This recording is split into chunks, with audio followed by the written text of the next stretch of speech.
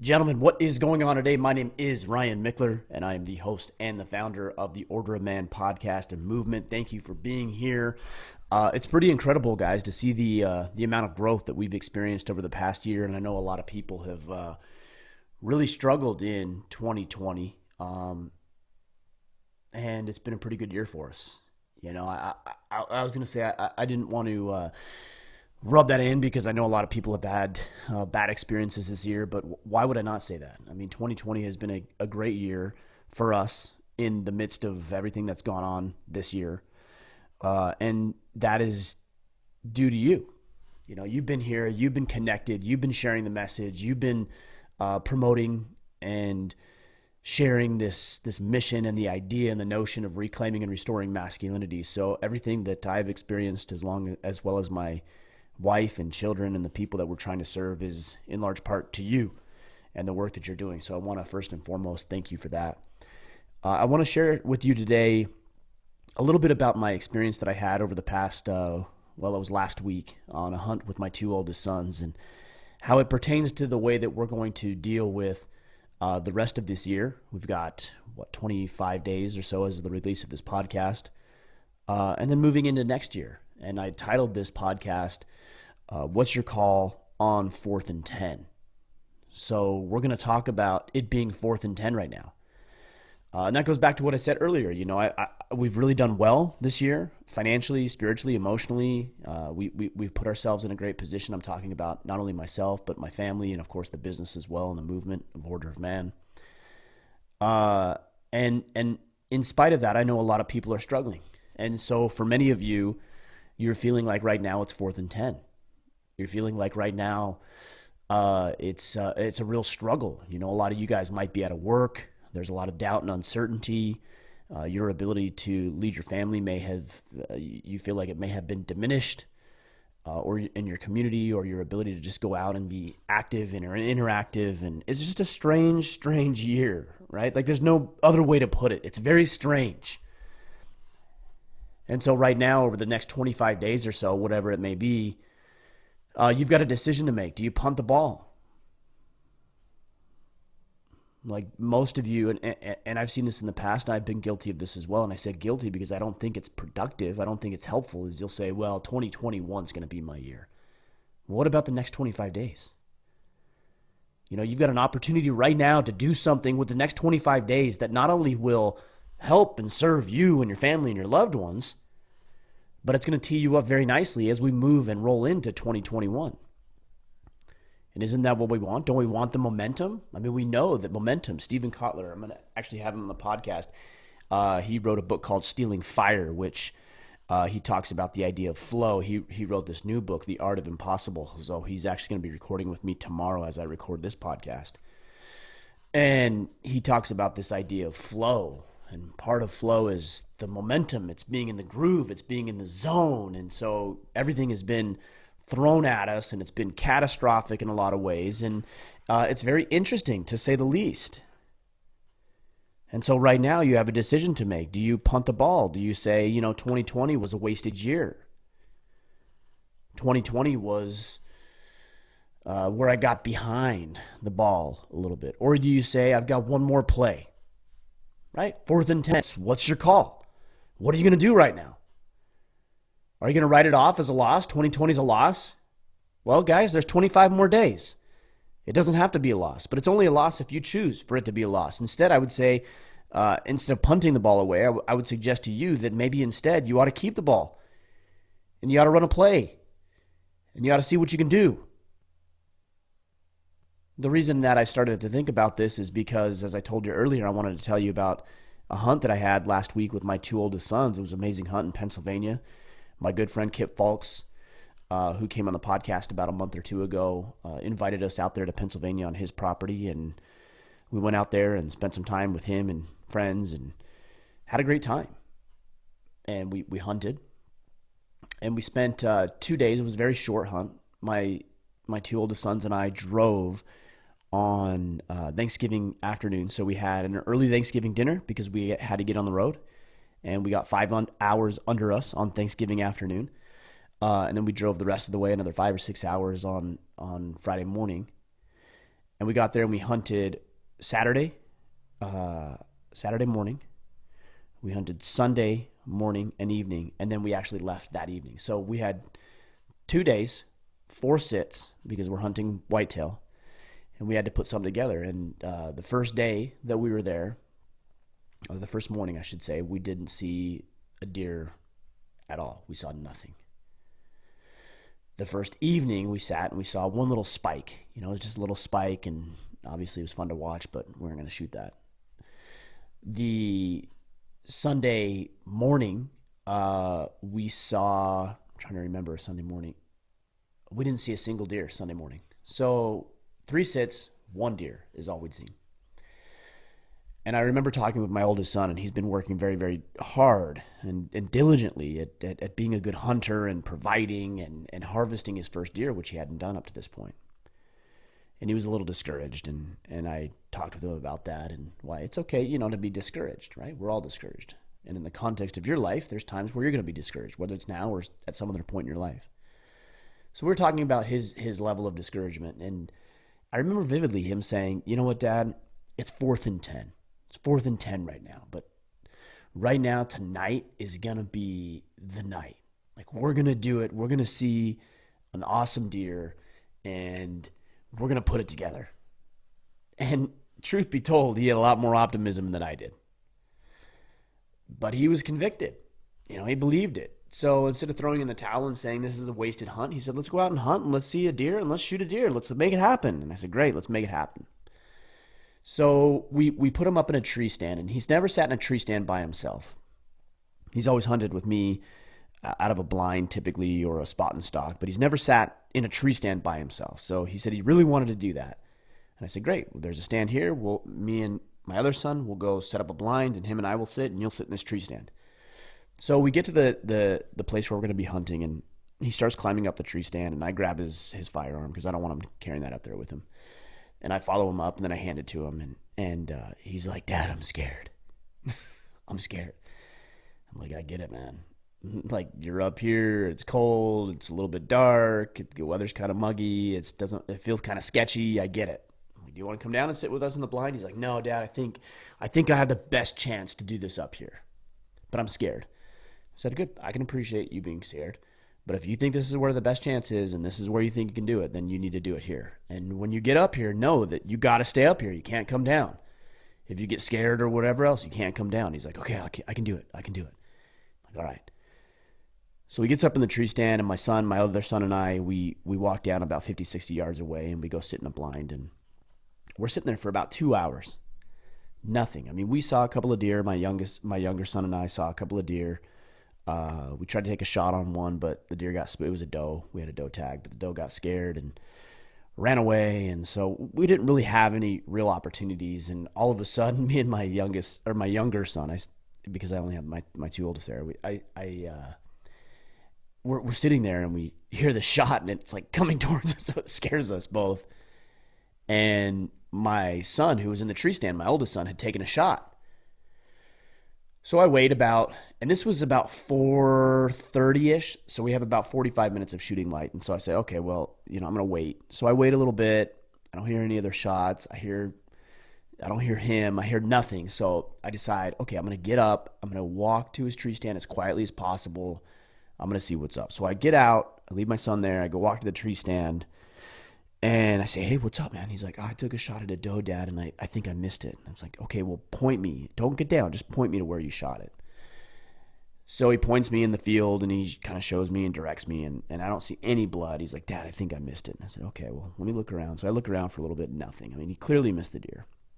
And I was disappointed. I thought to myself, all right, so now at this point, it's about 4:40, 4:45, somewhere in there. We've got a half an hour left. I just walked out in the field. Like, no other deer is going to come in tonight. Nothing's going to come in.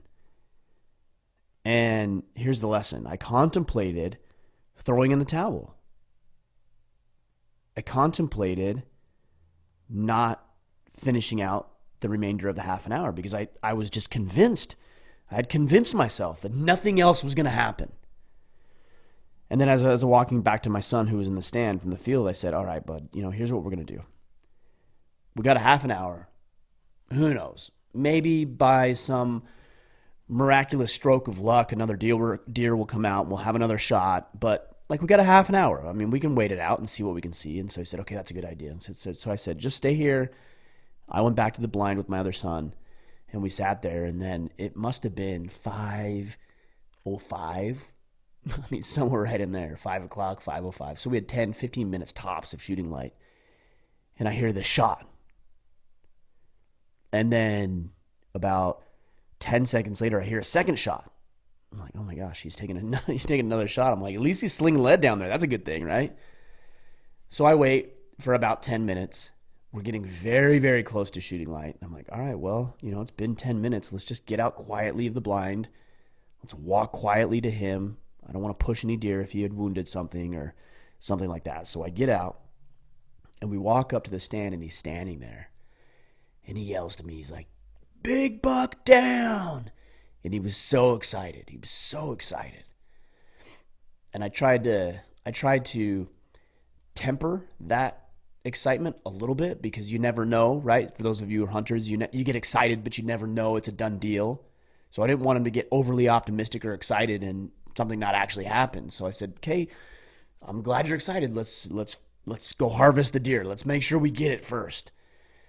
So he comes down from the stand. He's like, "Dad, it's dead. I know it's dead. I know that deer is dead. I shot that buck and I watched him drop and then I shot him again and he died right there." I'm like, "All right, let's go check him out." So he was out of rounds at this point. So I gave him my rifle. I said, "Chamber another round just in case if a deer gets up and runs away or it's not dead, you're going to have to shoot it." He's like, okay. So I give him the gun and we walk to where he shot it very slowly and I see nothing. He's like, "Dad, there it is." And it was like a tree stump. I'm like, "No, it's a tree stump." He's like, "No, there it is." And I'm like, "No, that's a log that had fallen down." So we didn't see it. And I was watching him. I could see it. He was a little deflated. He's like, "Oh, I thought it was right here."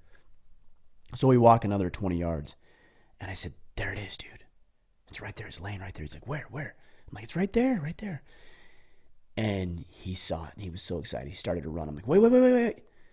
Don't run up to it. Just wait a second. Let's just watch it for a second. And it was clear the deer was there dead and lying there. So we walk up to it and he was so excited and he shot this big, mature 5 or 6 year old 6-point whitetail. I mean, just a beautiful, beautiful deer. Big, beautiful, thick rack, big bodied deer. And he was so proud and so excited. And he's like, "Dad," the first thing he said, "Dad, this is my 4th and 10 buck right here. I told you we were going to do it. I'm so glad we stayed." And I will remember that lesson personally for the rest of my life. Above and beyond the fact that we were out together and we were hunting and we were enjoying our time and we were in nature and we were providing for ourselves and our family and our loved ones and we were with friends, like forget about all of that. And all that stuff's wonderful. But the lesson of 4th and 10 will stay with me for the rest of my life. And I hope that in a small way it stays with you for the rest of your life. Guys, we are at December. I'm trying to think of the release of this podcast. I think it'll be the 4th, December 4th. So that means you have 27 days. 27 days before we never go back to 2020. And you can dismiss it and you can write it off and you can say that it was a wasted year or that it was the most difficult year, the hardest year, or that it was stupid and that you want it to be over. You could say all that. Or you can take a lesson from my son's playbook. That was not me, by the way. That was my son. That was my oldest son. I didn't promote any of that. He came up with that. And you can take a lesson from his playbook and say, "You know what? It's not over. It's not over till it's over." So for those of you who are waiting until January 1st to say, on January 1st, that's when I'm going to start my thing. That's when I'm going to start my business. That's when I'm going to start my fitness journey. That's when I'm going to lose weight. That's when I'm going to do whatever it is you're saying that you're going to do. I'm not going to dismiss or mock or put you down for doing that. I think that's great. If you want to improve yourself, why would I diminish the fact that you want to improve yourself? But here's what I would suggest. It ain't over yet, guys. 2020 isn't over yet. And so instead of writing it off, the next 3 weeks of your life I would encourage you to stick around and wait it out. And more so than just wait it out, I would encourage you to actually do something about the next 27 days of your life. What are you going to do right now? Are you going to throw in the towel and eat your turkey and eat your sweets and eat your treats and just look at the twinkling lights the rest of the year and hope that 2021 is different somehow? Or are you going to get your ass in the game? You're not going to punt the ball away. You're going to say, you know what? I want the ball. I'm going to keep the ball. My call right now is to keep it and run a pass play, run a run play, whatever it may be. I'm going to run this play over the next 27 days. And who knows? Maybe 2020, because you keep yourself in the game, actually ends up, because of whatever happens over the next 27 days, actually ends up being the best year of your life. But you won't know unless you keep yourself in the game. Unless you make the right call right now. You won't know. And if you're anything like me, you want to know. Right? You don't want to rely on luck or a series of fortunate or unfortunate events. You want to assert yourself. That's what 4th and 10 is all about. Assert yourself. There are some forces at work against us, some deliberately and intentionally, and some not so. It's just the way of life. There's always resistance. And so what do you do now? I think that's what defines us as men. It isn't what is going right when everything is good and well and perfect. It's how you behave and act and interact and assert yourself when things are shitty. When the circumstances are less than desirable. And that might be where you are right now. And if that's the case, don't throw in the towel. It's not over. You got 27 days. So what do you do over the next 27 days? I'm gonna end it and wrap it up here pretty quickly, because I've put together a resource that explains what you need to be doing over the next 27 days. It's a free resource. It's available to you for free. All you have to do is sign up for it. And I'm going to start sending you a series of emails over the next 30 days. So that'll get us into January 3rd, 4th, 5th, somewhere in there. And it's called the Battle Ready Program. 30 days to Battle Ready. And over a course of 30 days, it's going to send you a series of emails that's going to walk you through everything that you need to know and everything that you need to do in order to ensure that this closes out 2020 as the best year it can be. Not the worst year, the best year. And that 2021 will be an incredible year for you also, because we're going to tee you up to do things right. And regardless of what you may have experienced for this year, good, bad, or indifferent, I'm going to help you tee up 2021 right. But we're not going to waste the next 27 days. We're not going to get fat on the eggnog and the turkey dinners and the pies and the twinkling lights, and we're not going to sedate ourselves, guys. We're not going to do that. What we are going to do is we are going to go back to work, and we are going to go back to the drawing board, and we're going to come up with battle plans, and we're going to come up with strategies, and we're going to assert ourselves, and we're going to work physically, mentally, and emotionally to make our lives and the lives of the people that we care about better than they are right now. And if you're thinking that the next 21 days are an opportunity for you to tap out or for you to punt the ball and then go sit the sideline, you're sadly mistaken. You're in the game, whether you realize it or not. And I know if you're listening to this podcast, you have a desire to win and grow and develop and thrive and succeed. And this 27 days are very, very important in the grand scheme of things. Just like my sons and I considered as we thought about throwing in the towel and not doing it and spending the additional 30 minutes engaged in the work that we set out to do. We went out there to hunt. We didn't go out there to dink around. We didn't go out there to play. We went out there to shoot an animal and to bring it back and to break it down and to eat it and share it with our family and friends. That was our goal. And it hadn't been accomplished yet. And we had 30 more minutes to make sure that it did. And guess what? It happened because we put ourselves in the game. We kept the ball instead of punting it away. And we gave ourselves the opportunity. Now, look, it very easily may not have presented itself. It may not have. In this case, it worked out. And out of 100 circumstances, maybe 90 times it doesn't work out, but the other 10 it does. But you know what? Even if it didn't, we weren't any bit worse off because we stuck around and we saw things through to the end. That's what I want you to do. 27 days, guys. That's what I'm asking of you. Stop saying New Year's resolutions. Stop talking about 2021 as if today's already over. You know, I hear from people every single day, and it pisses me off, frankly, when they talk about, I can't wait for this weekend because of X, Y, and Z. Yeah, great. What about the other 4 or 5 days of your life? Are you telling me that you're living 7 days of your life and 5 of those are spent thinking about the 2?